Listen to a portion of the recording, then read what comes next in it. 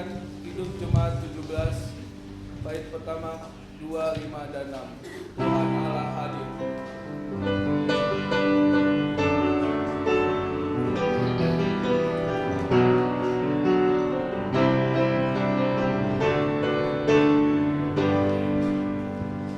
Tuhan Allah hadir pada saat ini, hai semua sujud di sini, diam dengan hormat.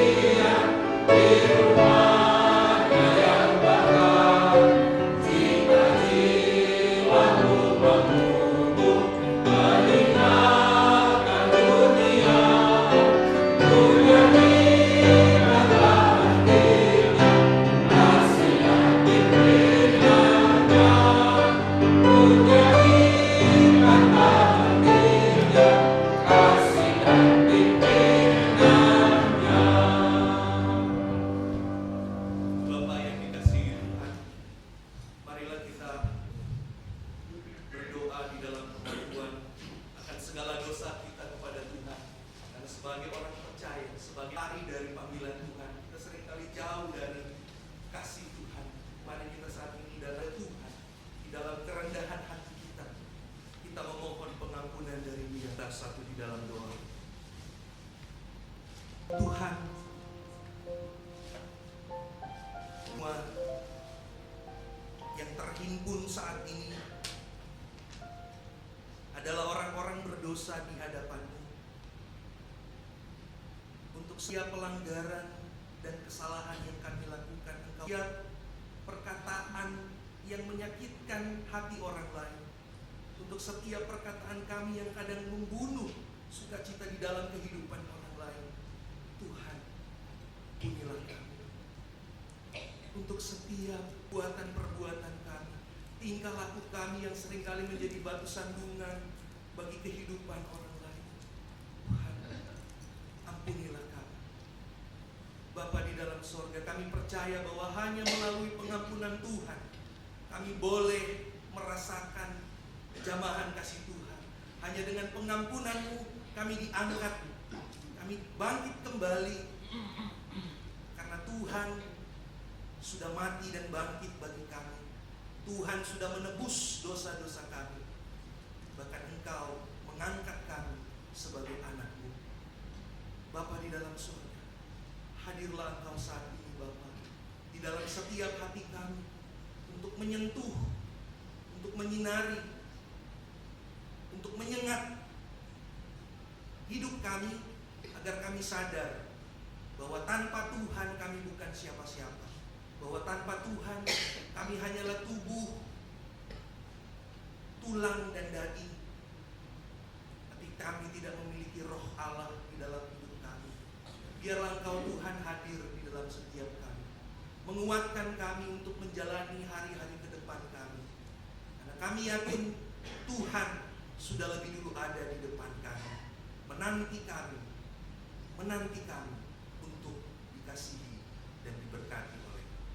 Hanya di dalam nama Tuhan Yesus, Tuhan sumber hidup kami, Tuhan sumber pengampunan, kami berdoa. Ingin menyerahkan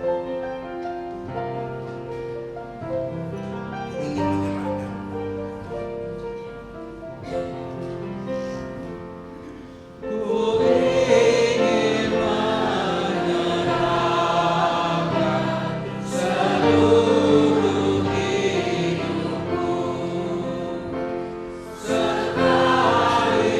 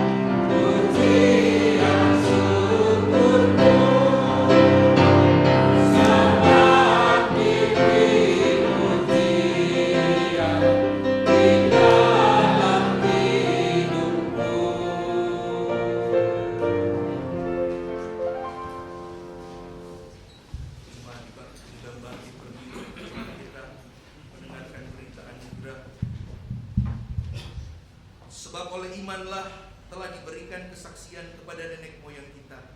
Karena iman kita mengerti bahwa alam semesta telah dijadikan oleh firman Allah, sehingga apa yang kita lihat telah terjadi dari apa yang tidak kita lihat. Ibrani 11 ayat 2 dan 3. Syukur jemaat. Demikianlah berita anugerah Tuhan. Syukur kepada Allah.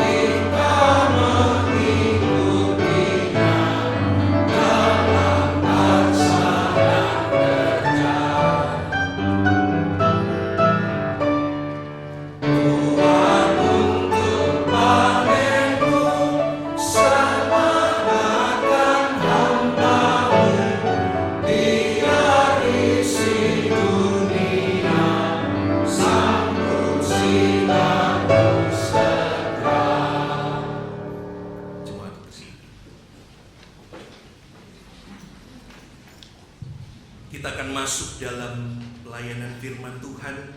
Namun sebelumnya marilah kita mempersiapkan hati pikiran kita. Kita mengarahkan hati dan pikiran kita kepada Kristus dan memohon pertolongan Roh Kudus untuk pembacaan firman Tuhan. Mari kita satu di dalam doa. Bapa, Putra dan Roh Kudus, Tuhan Yesus, Allah sumber hikmat. Kalau pada saat ini Tuhan, kami sudah menaikkan puji-pujian kami kepadamu, dan saat ini kami hendak membaca dan merenungkan firman-Mu. Biarlah Engkau menguduskan setiap kami, Engkau mengurapi setiap kami Bapa, agar kami diberikan pikiran Kristus, sehingga sungguh-sungguh kami dapat menaklukkan diri kami kepada Kristus sebagai sumber hikmat, sumber kekuatan bagi setiap kami. Dan biarlah Tuhan, dengan Roh Kudus kami dimampukan untuk tidak hanya membaca, mengerti akan firman Tuhan, tetapi dengan Roh Kudus-Mu itulah yang menolong kami untuk mewujudkan, untuk menyatakan firman Tuhan itu di dalam setiap perkataan dan tindakan kami sebagai anak-anak-Mu. Biarlah Engkau sendiri hadir Tuhan di dalam setiap kami. Engkau juga hadir di dalam pikiran dan hati hamba-Mu, di dalam setiap perkataan yang keluar dari mulutnya. Dan biarlah Engkau berkenan menyempurnakannya, karena sesungguhnya sebagai manusia kami terbatas. Tuhan, hadirlah saat ini. Biarlah Engkau memberikan kami, mengenyangkan kami, membangkitkan semangat kami, untuk kami dapat hidup sebagai orang-orang yang sungguh-sungguh hidup, dan mengaku bahwa Allah kami adalah Allah orang yang hidup. Bapa, berfirmanlah kepada kami saat ini. Kami sedia mendengarnya. Di dalam nama Kristus Tuhan kami berdoa. Amin. Pembacaan Alkitab diambil dari Ayub pasal 19 ayat 23 sampai 27. Ayub pasal 19 ayat 23 sampai 27.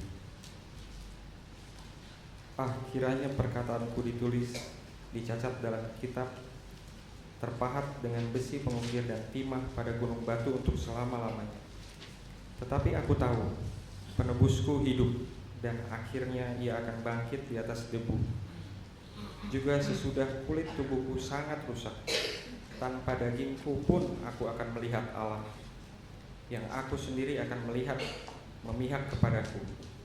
Mataku sendiri menyaksikannya dan bukan orang lain. Hati sanubariku merana karena rindu. Demikianlah sabda Tuhan.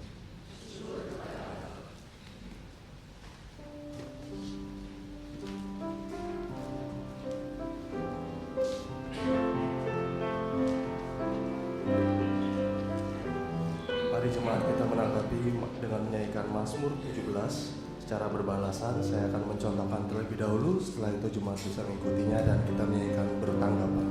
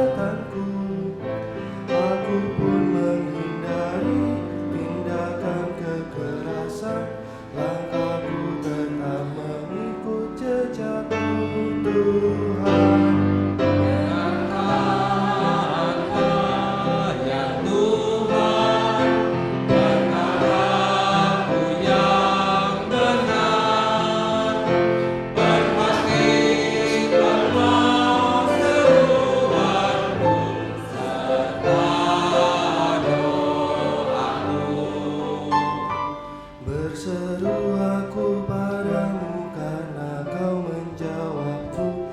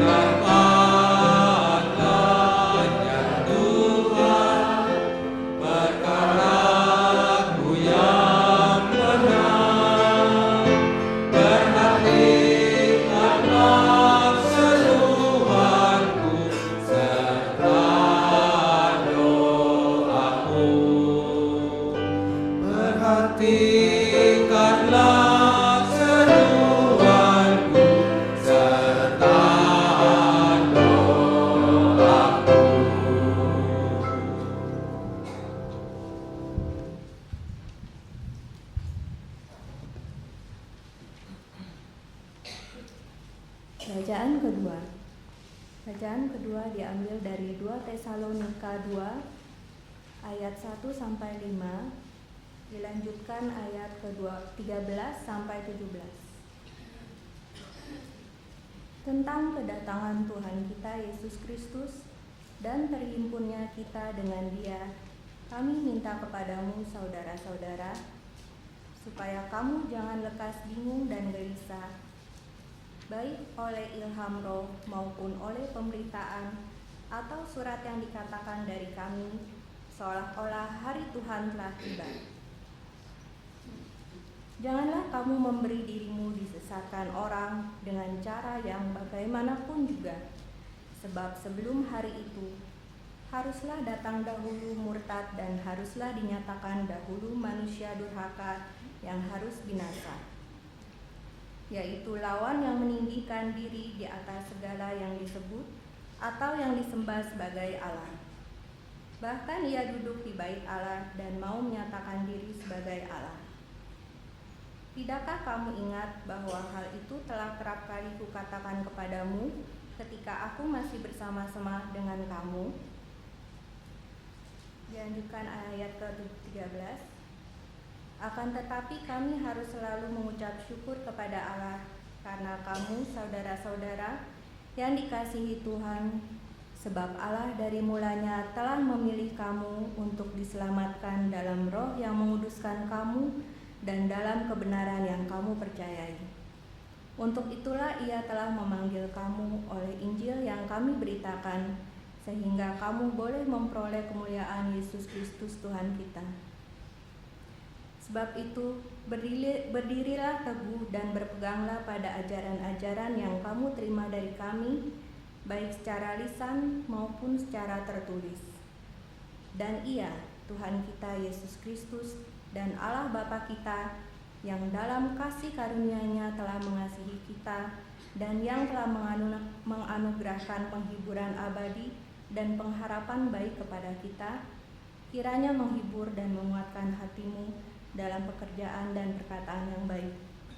Demikianlah sabda Tuhan. Pembacaan kedua, pembacaan ketiga terambil dari Lukas pasal 20 ayat 27 sampai 38. Lukas pasal 20 ayat 27 sampai 38. Perikop ini berjudul Pertanyaan Orang Saduki tentang Kebangkitan. Maka datanglah kepada Yesus beberapa orang Saduki yang tidak mengakui adanya kebangkitan. Mereka bertanya kepadanya, "Guru, Musa menuliskan perintah ini untuk kita. Jika seorang yang mempunyai saudara laki-laki mati sedang istrinya masih ada, tetapi ia tidak meninggalkan anak, saudaranya harus kawin dengan istrinya itu dan membangkitkan keturunan bagi saudaranya itu. Adalah 7 orang bersaudara. Yang pertama kawin dengan seorang perempuan lalu mati dengan tidak meninggalkan anak. Lalu perempuan itu dikawini oleh yang kedua dan oleh yang ketiga. Dan demikianlah berturut-turut oleh ke-7 saudara itu. Mereka semuanya mati dengan tidak meninggalkan anak. Akhirnya perempuan itu pun mati. Bagaimana sekarang dengan perempuan itu? Siapakah di antara orang-orang itu yang menjadi suaminya pada hari kebangkitan? Sebab ke-7-nya telah beristrikan dia." Jawab Yesus kepada mereka, "Orang-orang dunia ini kawin dan dikawinkan, tetapi mereka yang dianggap layak untuk mendapat bagian dalam dunia yang lain itu, dan dalam kebangkitan dari antara orang mati, tidak kawin dan tidak dikawinkan. Sebab mereka tidak dapat mati lagi, mereka sama seperti malaikat-malaikat, dan mereka adalah anak-anak Allah, karena mereka telah dibangkitkan."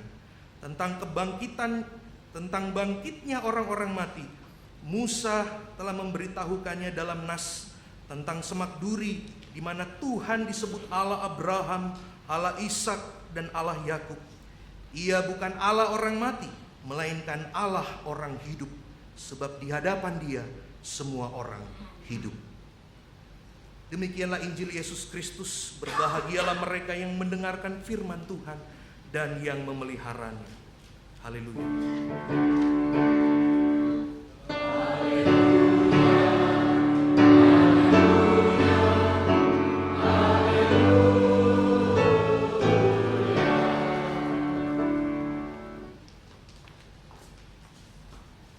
Shalom, selamat pagi. Bapak Ibu yang dikasihi Tuhan, ini khotbah pertama saya di umum di GKI Kapling Polri, jadi memang kelihatannya agak nervous gitu ya. Dari di awal pun udah salah gitu ya. Tapi ya ini sebuah pengalaman dan saya selalu bercanda dengan istri saya kalau bedanya khotbah di GKI dengan di gereja saya itu, kalau di GKI itu bacaannya 3. Kalau di gereja saya sudah 1 aja gitu. Jadi mikirnya beda gitu. Kalau 1 ya nggak lama-lama lembur gitu ya. Kalau 3 lembur gitu. Nah, Ibu Bapak yang dikasihi Tuhan, tema khotbah minggu ini yaitu Allah orang yang hidup. Saya ingin mengiring Bapak Ibu ke dalam sebuah pertanyaan. Kalau dikatakan Allah orang yang hidup, maka pertanyaannya adalah Allah menurut siapa? Karena setiap kita punya pengalaman-pengalaman tertentu tentang Allah. Kalau lebih spesifik lagi, siapa Allah menurut orang percaya? Siapa Allah bagi kita orang Kristen? Sebab tadi saya katakan kita semua punya pandangan, punya pengalaman tersendiri tentang Allah. Ketika kita sukses, ketika kita sehat, ketika kita disembuhkan Tuhan, kita punya pengalaman tersendiri tentang Allah. Ketika kita berduka cita, ketika kita sedang disakiti, di situ kita belajar bagaimana Allah hadir dalam kesakitan kita, di dalam duka cita kita. Nah, Ibu Bapak yang dikasihi Tuhan, sampai saat ini pun ada orang yang tidak percaya Allah ada. Seorang ateis bernama Bertrand Russell, mungkin Bapak Ibu pernah membaca bukunya yang berjudul Mengapa Saya Bukan Seorang Kristen. Di situ dia menuliskan, dia mengatakan bahwa kalau benar segala sesuatu itu ada penyebabnya, maka Allah juga perlu ada penyebab. Nah, ini berbahaya Bapak Ibu, sebab kalau Allah ada karena disebabkan oleh sesuatu, berarti dia bukan Allah. Dan jikalau Allah bukan Allah, berarti tidak ada Allah. Tapi kita bagi orang percaya bukan itu jawabannya. Kita percaya bahwa Allah kita ada. Karena memang Dia yang menciptakan kita. Kita ada karena Dia. Allah kita mampu menciptakan dari yang gak ada menjadi ada. Allah yang berfirman, ya, Dia berfirman jadilah terang. Dia berfirman jadilah tumbuh-tumbuhan. Gak seperti kita menciptakan dari yang ada menjadi ada. Dicolok stop kontak atau pencet stop kontak, nyala lampu. Teranglah kita saat ini, kita bisa beribadah. Tapi Allah kita Allah yang luar biasa. Allah yang mampu menciptakan segala sesuatu di alam semesta ini. Itu pertanyaan pertama. Yang kedua adalah siapa yang dimaksudkan dengan orang yang hidup? Orang yang hidup dalam bahasa Ibrani itu disebut Kai, K-H-A-I gitu ya. Dalam bahasa Inggris diterjemahkan lively. Artinya hidup yang benar-benar hidup. Bagaimana ya? Hidup yang benar-benar hidup. Kalau iklan itu kan bikin hidup lebih hidup, itu iklan rokok ya. Hidup yang berenergi, hidup yang di dalam dirinya ada kebangunan, ada pembaharuan, hidup yang strong, hidup yang kuat, hidup yang berkembang. Jadi tidak hanya sekedar hidup. Bangun, makan, sarapan, tidur, kerja, terus pulang tidur lagi gitu ya. Hidup yang menjadi rutinitas saja. Jadi hidup yang tidak hanya berjalan, umur kita makin bertambah, rambut makin putih gitu ya. Atau ya jabatan kita makin naik. Gigi mungkin udah mulai goyang gitu ya. Jalan udah semakin pelan. Saya dulu masih umur 20 masih ngebut-ngebut di motor. Udah 30 ini udah mulai berasa dengkul gitu ya. Jadi udah mulai pelan. Tapi jangan juga kualitas hidup kita jadi turun. Apa yang dimaksud dengan kualitas hidup di sini adalah iman kita. Semakin bertambah usia kita, harusnya kualitas iman kita, kualitas hidup kita, hidup yang menyeluruh itu juga bertambah, semakin berkembang, semakin berhikmat, semakin sabar, semakin ada pembaharuan dalam hidup kita. Jadi pertanyaan penting di sini adalah menjadi orang Kristen itu hidupnya harus seperti apa? Menjadi orang-orang yang sungguh yakin bahwa dia punya Allah yang hidup itu seperti apa? Kalau kita bertolak dari pembacaan Injil tadi, Lukas 20 ayat 27 sampai 38 tadi, atau sampai ayat yang ke-40, diceritakan tentang beberapa orang Saduki yang memuji Tuhan Yesus. Orang Saduki ini adalah golongan aristokrat di Yahudi. Mereka ini urusannya itu ya urusan ibadah. Yang mesbah, persembahan itu urusan mereka. Kalau orang Farisi itu yang ngurus hukum-hukum, adat istiadat. Tapi orang Saduki ini khusus tentang ibadah. Jadi pikiran mereka terfokus pada ibadah saja. Dan mereka tidak percaya akan kebangkitan orang mati. Tidak percaya tentang malaikat-malaikat, roh-roh. Urusan mereka adalah ya sudah, ibadah saja. Kalau Tuhan nanti datang, itu akan mengganggu aktivitas mereka karena mereka mendapat pajak dari ibadah-ibadah itu. Jadi hidup mereka tergantung dari ibadah. Nah, ini bahaya. Jadi orang Saduki, mereka tidak percaya akan kedatangan Mesias. Sehingga mereka menguji Tuhan Yesus dengan kisah atau dengan cerita tadi ya. Ada 7 pria yang menikah berturut-turut dengan seorang perempuan. Lalu pertanyaannya, siapakah nantinya akan menjadi suaminya saat kebangkitan nanti? Saya membayangkan ini lucu juga Bapak Ibu, karena itu 7 kali dia menikah berturut-turut. Bagaimana kalau yang poligami gitu ya? Di dunia pun udah berantem, nanti pas ketemu di sorga berantem lagi. Tapi ya itu soal lain. Yang mau ditekankan di sini adalah bahwa Tuhan mau kita mengerti apa kehendak Dia. Ayat 35 di situ statement Tuhan Yesus berkata, tetapi mereka yang dianggap layak untuk mendapat bagian dalam dunia yang lain itu dan dalam kebangkitan dari antara orang mati tidak kawin dan tidak dikawinkan. Artinya apa Bapak Ibu? Artinya sempurna. Ini bukan lagu Andra and the Backbone gitu ya. Artinya kesempurnaan. Mengapa akhirnya kita memilih untuk menikah, memiliki pasangan? Karena memang kita nggak sempurna sebagai manusia. Dan itu Tuhan sediakan kita juga pasangan.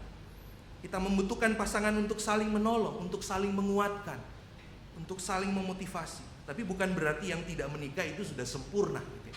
Mereka juga ada kekurangan. Mereka tidak sempurna. Karena itu mereka butuh sahabat untuk curhat, butuh teman untuk ngobrol, untuk hangout gitu ya. Butuh saudara untuk saling menguatkan satu dengan yang lain.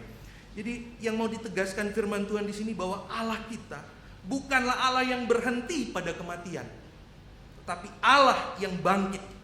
Karena itu dia disebut Allah orang hidup. Allah Abraham, Allah Ishak, Allah Yakub. Walaupun Abraham mati, Ishak meninggal ya, Yakub meninggal, tapi Allah tetap hidup. Karena apa? Karena mereka beriman kepada Allah yang mereka sembah. Jadi kalau tadi dikatakan kesempurnaan itu, maka hidup yang sempurna bukan juga kita tunggu nanti kalau kita mati itu baru nanti kita sempurna. Tetapi dari sekarang ini kita harus mulai untuk hidup sempurna. Kalau Matius 5 ayat 48 mengatakan, karena itu haruslah kamu sempurna sama seperti Bapamu yang di sorga adalah sempurna. Apa itu hidup yang sempurna? Hidup di dalam iman. Dari bacaan kita tadi, dari beberapa bacaan kita tadi sebenarnya mau menggambarkan 2 pola hidup manusia yang mengarahkan kita kepada hidup yang sempurna. Yaitu ketika kita yakin bahwa Allah kita ada Allah yang hidup. Orang itu biasanya berfokus pada 2 cara hidup. Yang pertama itu orang yang melihat hidup ini seperti hal yang biasa saja. Yang melihat hidup ini hanya untuk hidup doang. Yang hanya berfokus kepada dunia. Yang hanya mengejar apa yang dia lihat, oh bagus saya ikut aja. Padahal gak mampu gitu ya. Lalu dia mudah menyalahkan orang lain. Mudah menyalahkan kondisi. Dia mudah kecewa. Dan dia tidak bersyukur di dalam hidupnya.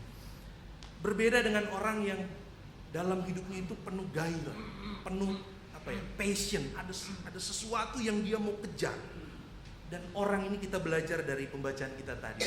Ayub pasal 19 ayat 23 sampai 27. Ayat 25 mengatakan, tetapi aku tahu penebusku hidup.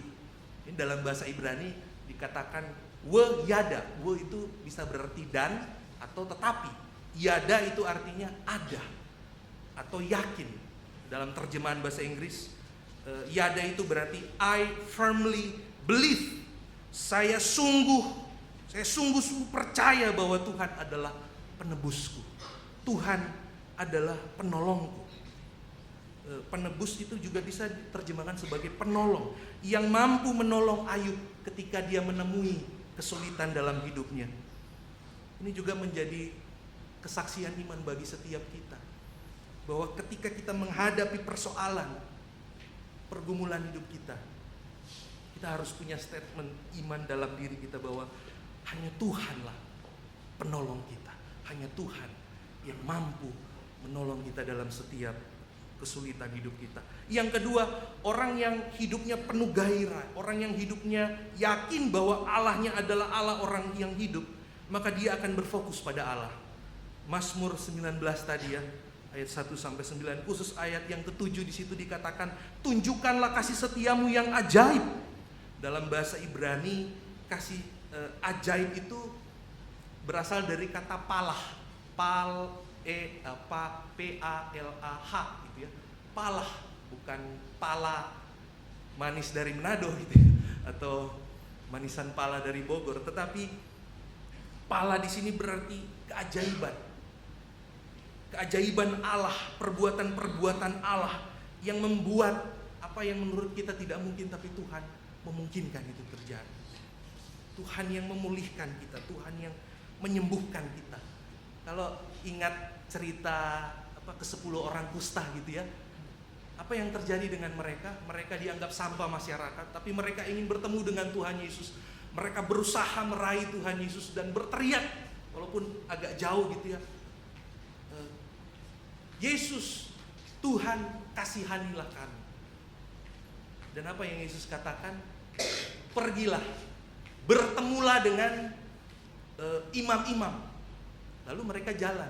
Ini kan gak logis, Tuhan suruh pergi, tapi kami bagaimana? Tidak, mereka tidak bertanya seperti itu. Mereka yakin bahwa Tuhan akan menyembuhkan mereka. Dan ketika di perjalanan mereka sembuh, mereka pulih. Cuma memang hanya satu yang balik mengucap syukur kepada Tuhan. Artinya secara iman memang gak masuk akal. Ketika Nabi memerintahkan Naaman untuk celupin kakinya di di air yang mungkin jorok kotor gitu, tapi dia melakukan itu dan dia merasakan, dia mengalami kesembuhan, dia mengalami miracle, keajaiban itu.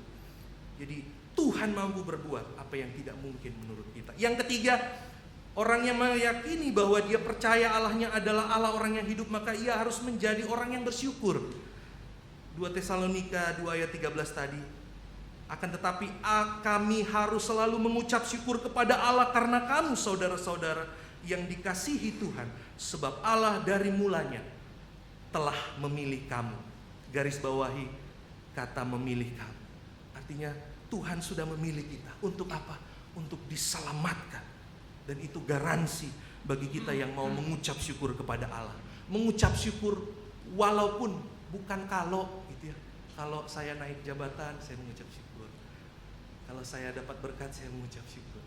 Tapi mengucap syukur dalam kondisi yang terjepit sekalipun. Itu kuatnya, dahsyatnya perkataan Injil tentang ucapan bahagia. Berbahagialah kamu yang miskin di hadapan Allah, karena merekalah yang mempunyai kerajaan sorga. Saya punya anggota jemaat itu tinggalnya persis di bawah jalan tol di Priuk gitu ya. Dan kalau dia tidak datang ibadah, saya amati ini pasti ada sesuatu, karena dia biasanya rajin.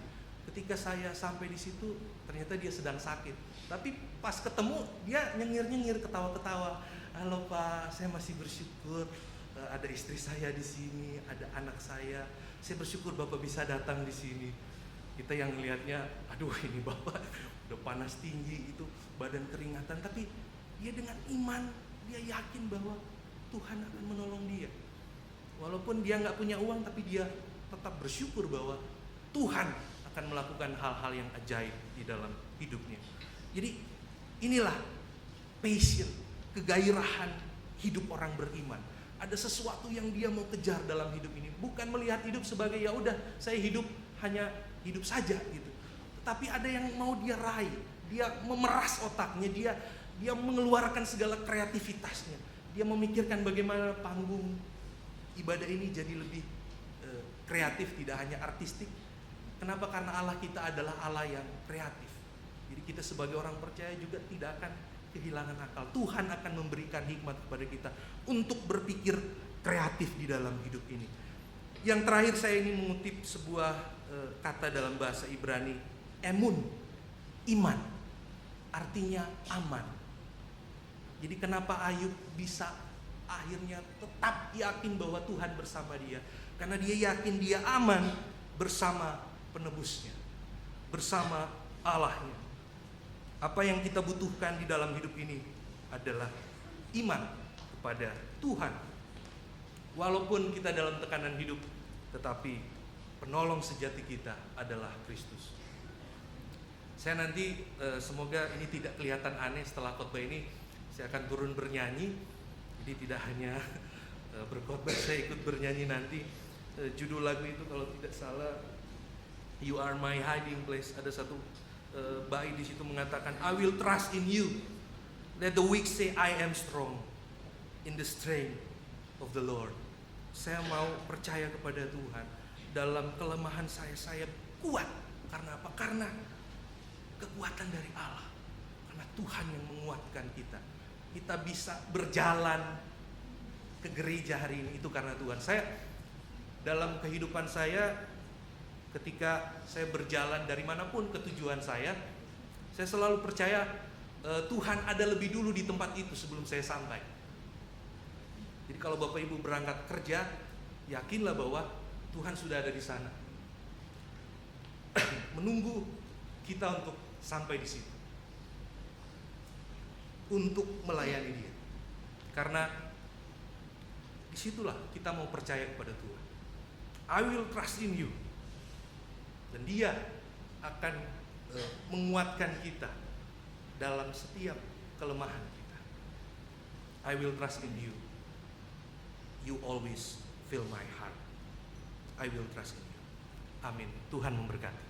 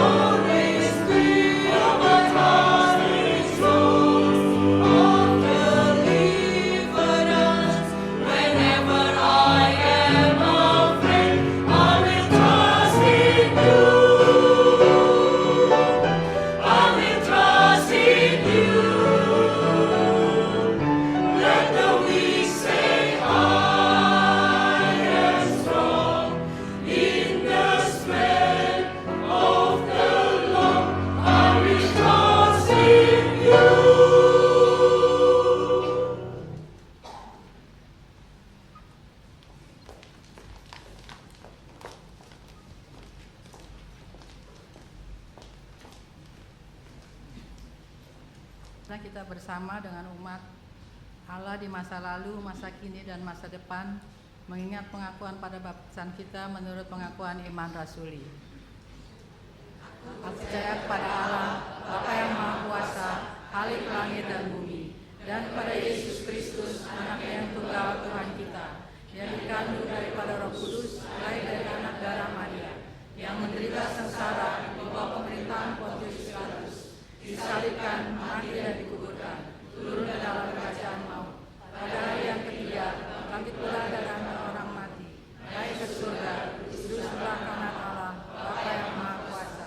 Dan dari sana Ia akan datang untuk menghakimi orang yang hidup dan yang mati. Aku percaya kepada Roh Kudus, Gereja yang kudus dan am, persekutuan orang kudus, pengampunan dosa, kebangkitan orang mati, dan hidup yang kekal. Amin.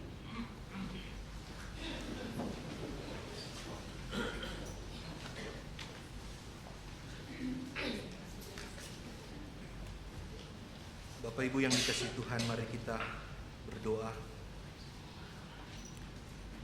Tuhan Allah, Bapa kami bersyukur Tuhan untuk setiap waktu yang Tuhan percayakan kepada kami untuk hidup sebagai anak Tuhan, sebagai suami bagi istri, sebagai istri bagi suami, sebagai anak-anak, sebagai lansia, sebagai orang tua kami. Dan biarlah Tuhan, kami percaya bahwa Tuhan tetap mengasihi kami. Hingga detik ini kami ada karena Tuhan. Dan biarlah Tuhan menolong setiap kami, menjalani setiap kesibukan kami. Apapun yang kami lakukan, itu kami lakukan untuk memuliakan nama Tuhan. Dan hidup kami tidak kosong, hidup kami menjadi bermakna dan berarti karena Tuhan melengkapi setiap kami, memampukan setiap kami untuk hidup benar di hadapan-Mu. Bapa di dalam sorga, saat ini kami mau berdoa Tuhan secara khusus untuk jemaat GKI Kavling Polri. Di dalam kehidupan berjemaat, biarlah Tuhan memberikan selalu hikmat, memberikan selalu kekuatan, kesabaran bagi setiap jemaat, bagi setiap pelayan, bagi setiap hamba-hamba Tuhan yang Tuhan pilih untuk menjadi pelayan, menjadi teladan di tengah-tengah jemaat. Tuhan berkati para penatua, pendeta, berkati para keluarga mereka. Tuhan kasihi selalu, berkati setiap keluarga-keluarga kami Tuhan. Berkati mereka yang sekarang ini sedang sakit, baik yang dirawat di rumah maupun di rumah sakit. Biarlah jamahan Kristus menjadi milik mereka, dan mereka boleh merasakan bahwa keajaiban Tuhan itu masih ada di dalam hidup mereka. Tuhan berkati saudara-saudara kami yang mungkin belum sempat hadir dengan berbagai kesibukan mereka. Mungkin mereka memiliki prioritas yang lain, tapi kami percaya Tuhan tetap menolong dan menaungi, memelihara mereka selalu. Biarlah Tuhan memberkati anak-anak kami, memberkati mereka yang ada bersama kami maupun yang terpisah jauh dari kami, agar mereka pun tetap ada dalam kasih Tuhan. Tuhan, kami berdoa untuk persoalan pergumulan gereja-gereja Tuhan di tengah dunia, untuk pergumulan GKI Yasmin, untuk HKBP Philadelphia, dan semua persekutuan orang-orang percaya yang mengalami pergumulan.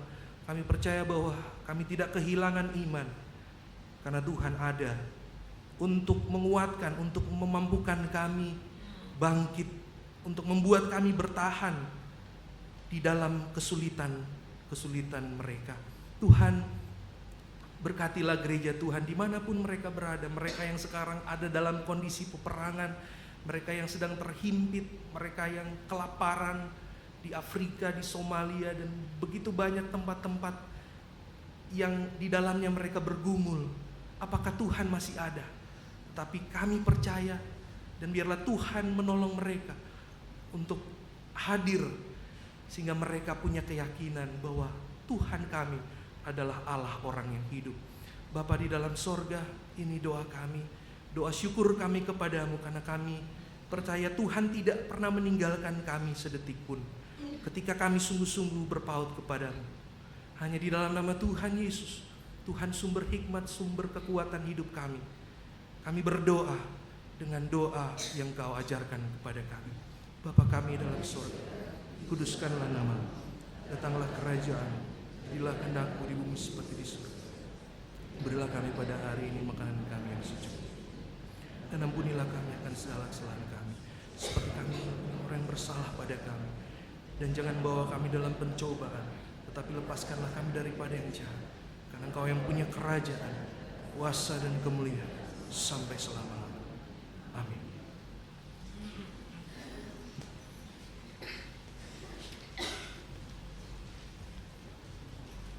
Jemaat yang terkasih, kita akan membawa persembahan kita dengan mengingat firman Tuhan dari Amsal 28 ayat 27 yang berbunyi, siapa memberi kepada orang miskin tak akan berkekurangan, tetapi orang yang menutup matanya akan sangat dikutuki.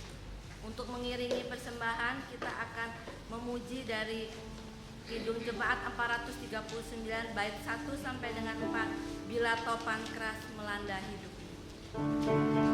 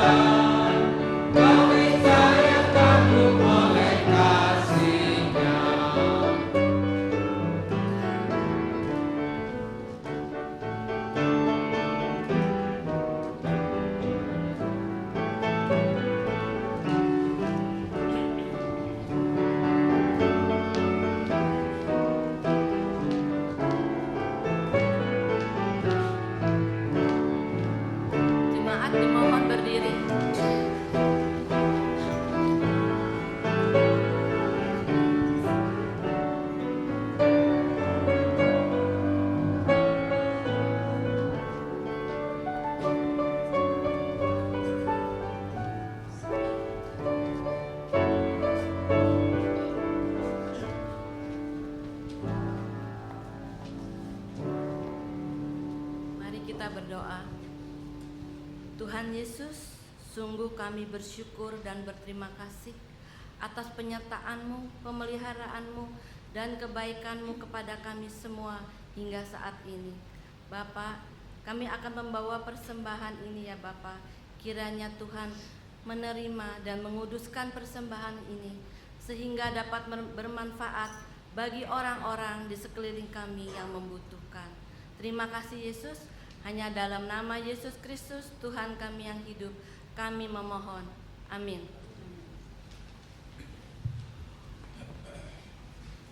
Untuk lagu pengutusan kita akan memuji dari Kidung Jemaat 376 bait 1 sampai dengan 4, Ikut Dikau Saja Tuhan.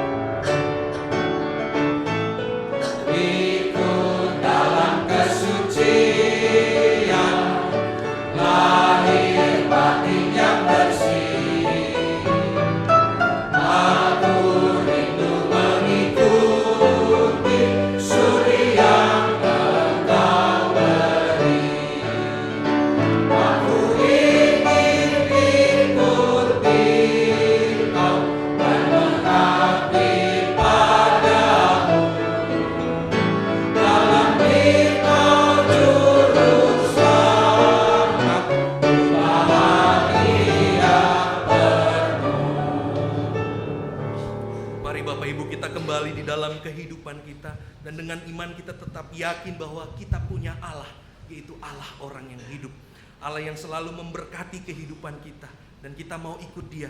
Walaupun kita mengikuti jalan penderitaan yang gelap sekalipun, kita yakin Tuhan ada di dalamnya, dan kita mau menyangkal diri, mau membuang segala hal-hal yang fana dalam hidup ini untuk menaklukkan diri kita kepada Kristus. Maka pergilah, arahkanlah hatimu kepada Tuhan. Jadilah saksi Kristus. Terpujilah Tuhan. Pergilah dengan sejahtera dan terimalah berkat Tuhan. Tuhan memberkati kita dan melindungi kita. Tuhan menyinari kita dengan wajah-Nya dan memberi kita kasih karunia. Tuhan menghadapkan wajah-Nya kepada kita dan memberi kita damai sejahtera.